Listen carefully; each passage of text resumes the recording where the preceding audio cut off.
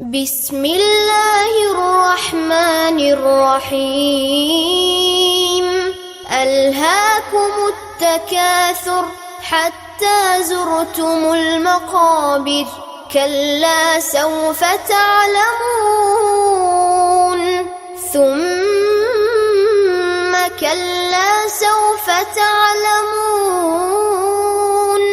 كلا لو تعلمون علم اليقين لترون الجحيم ثم لترونها